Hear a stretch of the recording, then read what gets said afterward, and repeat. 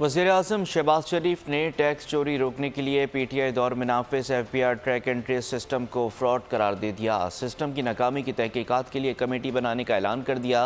2019 से आज तक ज़िम्मेदारों का तयन करने का हुक्म दिया। वफाकी काबीना के इजलास से खिताब में कहा कि ट्रैक एंड ट्रेस सिस्टम कौम के साथ मजाक था। जो भी इसमें मुलव्विस है सबका कड़ा एहतसाब होगा। 72 घंटों में ज़िम्मेदारों का तयन होगा। पता नहीं वो हुकूमत कहाँ से साफ चली और शफाफ गुजरी। उनका मज़ीद कहना था FBR अरबों खरबों कमाता है, ये पैसे ज़रूर कौमी ख़जाने में आएंगे।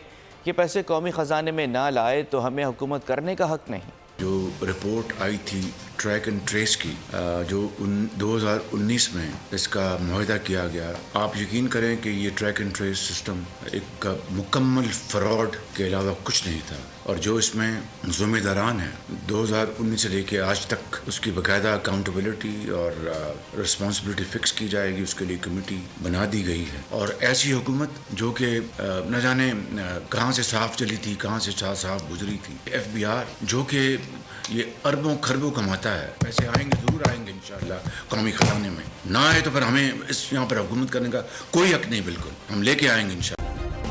सब्सक्राइब करें और बेल दबाएं ताकि कोई खबर रह न जाए।